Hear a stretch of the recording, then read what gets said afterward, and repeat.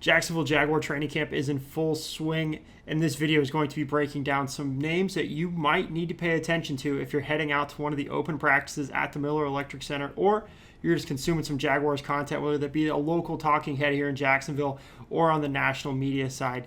These will be names that you need to pay attention to throughout training camp, throughout the preseason, as we look towards week 1 at home against Carolina. The Jacksonville Jaguars went out and signed Dyami Brown to a 1-year, $10 million deal with $9.5 of that guaranteed. Now, he was a wide receiver coming from the Washington Commanders, and he's just adding more speed to the Jaguars wide receiver room. He came into the NFL with an 8.38 RAS, and he had, multiple seasons over 1,000 yards, averaging over 20 yards a reception. But then once he got to the NFL, it's kind of just been a why can't Dyami figure it out?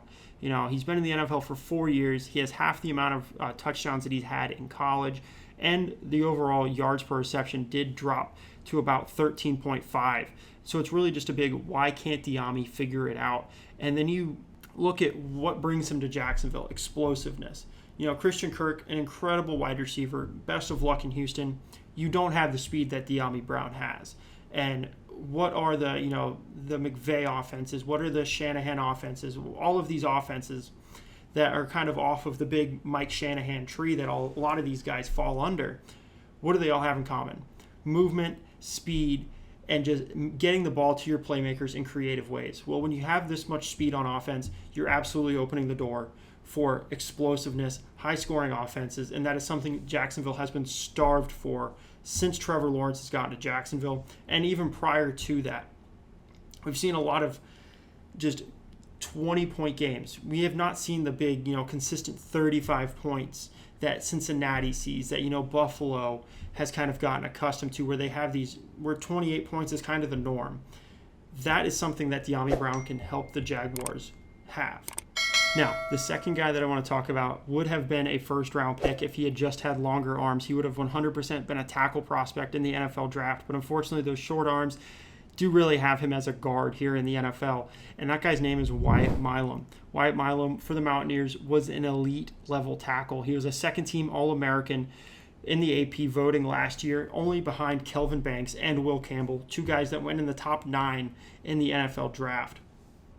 Ultimately starts 43 of 47 games for the Mountaineers and just has a dominant career up in Morgantown.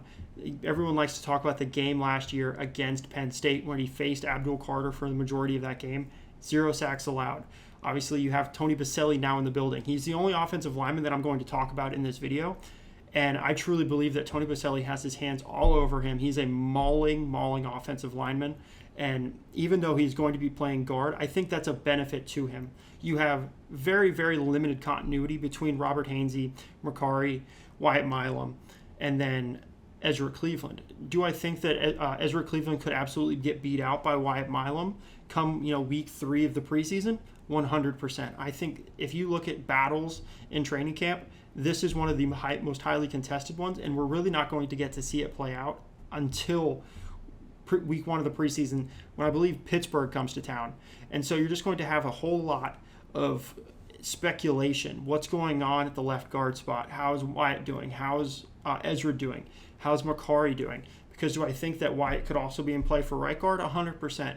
Now, it wouldn't be much of a video if I only talked about the offense. Here's a defensive name for you: Caleb Ransaw, DB out of Tulane. The Jaguars spent a 3rd-round pick on him in the most previous NFL draft, and he has a ton of upside to play safety. He is such an aggressive tackler. You could pull up any single scouting report that you want on Caleb, and it absolutely is saying that he is an aggressive tackler. He's a willing tackler. He is absolutely going to stick his nose in there and get the contact.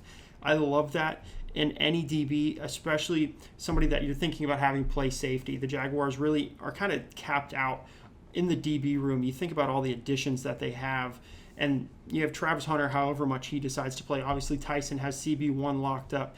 Jourdan Lewis, Jourdan, all of these guys, Monteric Brown.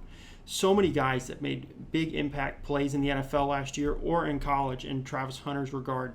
And ultimately, if they think he's a better safety, throw him back there. Let him compete with Darnell Savage. Let him compete with Dewey Wingard for that other safety spot, just to really solidify what was one of the worst passing defenses in the NFL. I think back to last year with Davante Adams just going nuclear in the fourth quarter with the Jets last year and ultimately feeding that comeback for the Jets. It was an offensive explosion for the Jets, mainly led by Davante Adams. That might be a great player being great, but either way, that defensive back room needs help. And if Caleb Ransaw can help this defense, welcome to the team. There's a ton of competition for that other safety spot. Obviously, Eric Murray probably does have the free safety spot locked up. He was the free agent addition. So I can't imagine James Gladstone is spending money on guys to be like, hey, you want to come be a backup actually to a rookie? It just seems like a wild thing and would cause a lot of resentment, in my opinion, towards Gladstone with Murray and the locker room as a whole. I do really like Caleb Ransaw as a prospect. Ultimately, you also have the flexibility. Say you do have injuries in your cornerbacks. Okay, cool. Montaric Brown gets banged up. Tyson gets hurt. And now you have, Jourdan Lewis and Jarian. Well, who are you going to put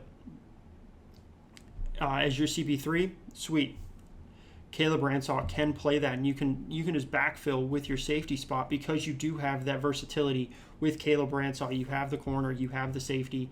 He can be good at both. And so you have just such a diverse cornerback and defensive back room where they can do multiple things. Jourdan Lewis can play nickel. Jourdan Lewis can potentially play outside. Jarian can play outside. Jarian can play in nickel. You have a lot of space to play with in the cornerback room, and that's also freeing up what they are allowed to play with for the safeties. Keep your eye on Caleb Ransaw to make some noise going into the preseason and then ultimately into the regular season as a name to keep in the back of your head whenever the defense is on the field.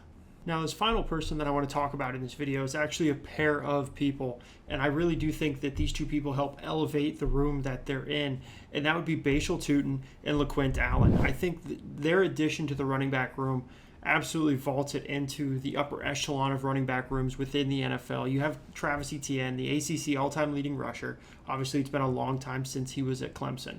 You have Tank Bigsby, a pretty solid running back while he was in college. Then he comes to the Jaguars, has a really rough first year, and then turns it up the second year. But then you add Tuten and Allen. They come in, and they are just bursting with speed. We talked about the speed with Dyami Brown.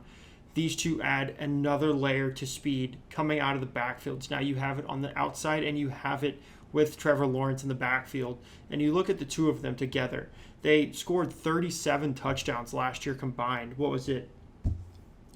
20 touchdowns for Allen, 17 for Tuten, and they are just bursting at the seams with explosiveness and playmaking capability. Now, the big question, the reason they're in this video is because I want to know which one of them, because several of them fit that Bucky Irving style mold. And so which one of them steps into it that had so much success in the Liam Cohen offense last year with the Buccaneers? Could it be Bhayshul Tuten? Could it be LeQuint Allen? I absolutely think one of them could fill that role. We saw clips of them recently at camp, and it was just speed. It's a noticeable difference. And they add so many levels to this offense. You have Tank Bigsby with the power, then you have Travis Etienne with just the playmaking capability that he does have, despite the not as fastness. That's a great way to describe it, of Allen and Tuten.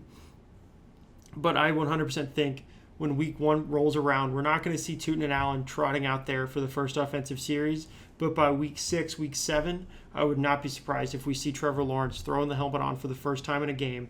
And it is LeQuint Allen, it is Bhayshul Tuten standing next to him to start the series, to start the game for the offense. I 100% think they have that kind of capability within a Liam Cohen offense that loves speed. It thrives off speed. It thrives off movement and catching out of the backfield, something both of them are very, very good at.